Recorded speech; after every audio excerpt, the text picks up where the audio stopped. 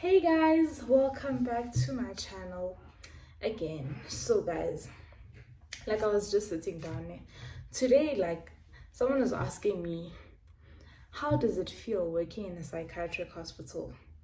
And I realized that a lot of people actually ask me this question. Like every time someone asks me, where do you work? I'm like, I work here. And they're like, oh my gosh, are you not scared? Oh my gosh, are they not gonna hurt you? Then I'll be sitting there like, guys, it's not that bad. It ain't that bad.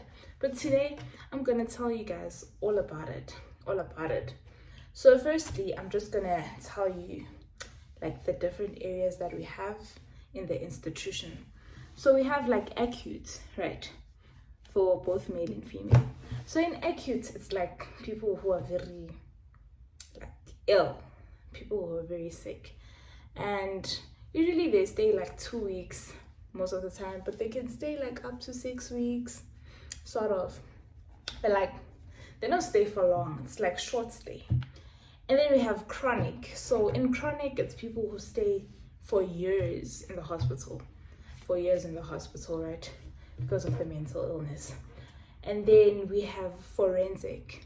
So in forensic, it's people who like committed crimes and then now they're in the hospital. So they committed crimes because of mental illness.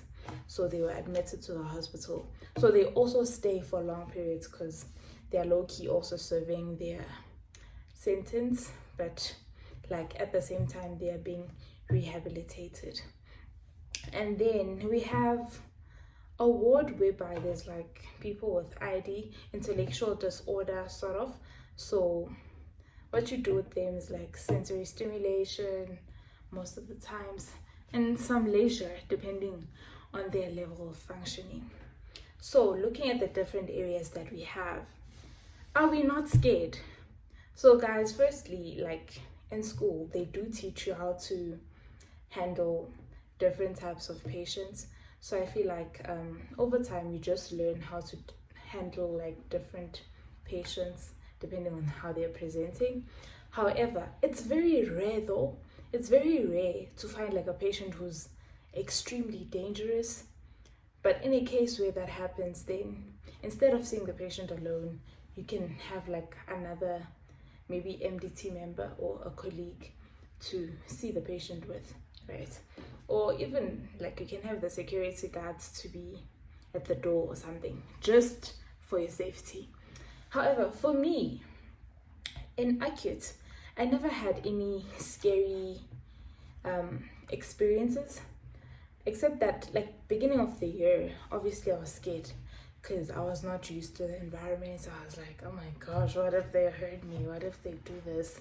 So it's a bit uncomfortable.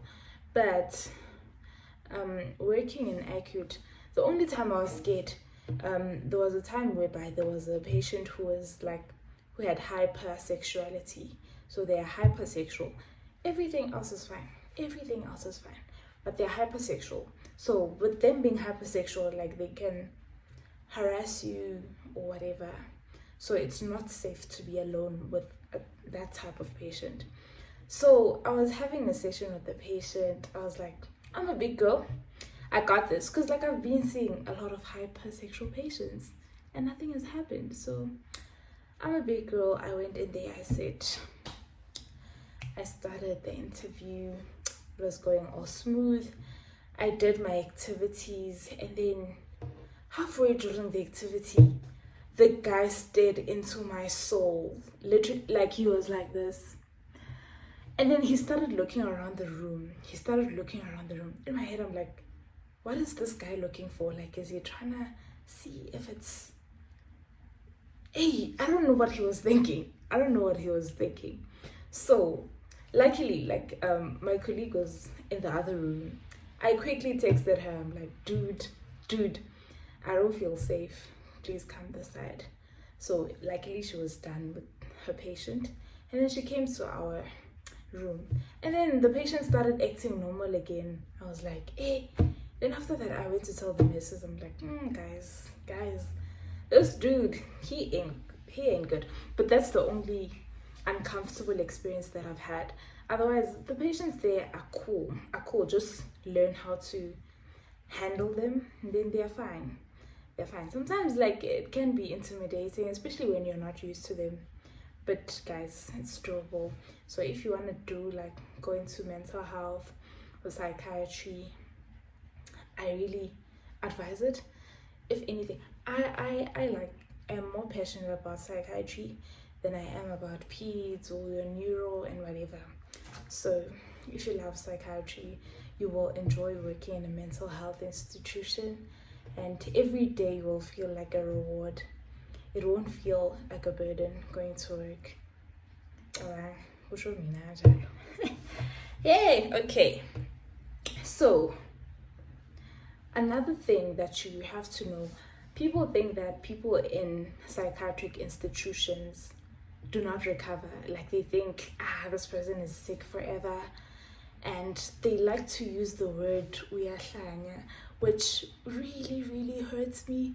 Like, every time someone uses that word, like, it cuts me. I'm very sensitive with that matter. So people like to think that because you have a mental illness, you will not recover.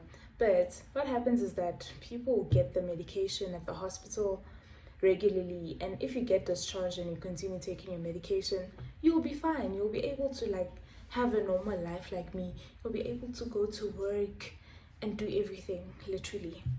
And then another thing, most of the times when people think about the place that I work in, they think like I'm only seeing people with like schizophrenia or like bipolar type 1.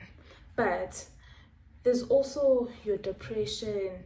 There's people who have eating disorders.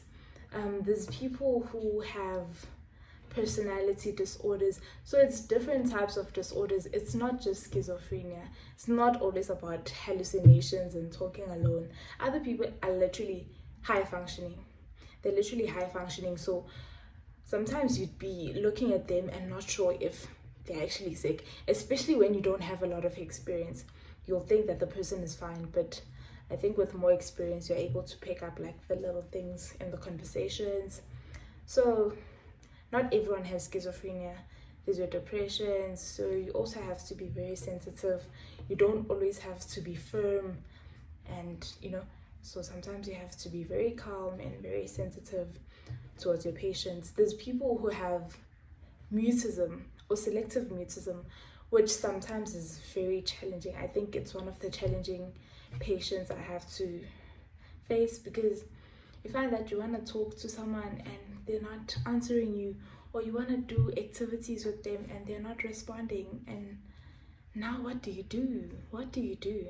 But like sometimes we work as a team, right? So other team members can tell you, when you do this, they're more comfortable, or maybe like give them time, be patient with them, and then they start getting comfortable, right?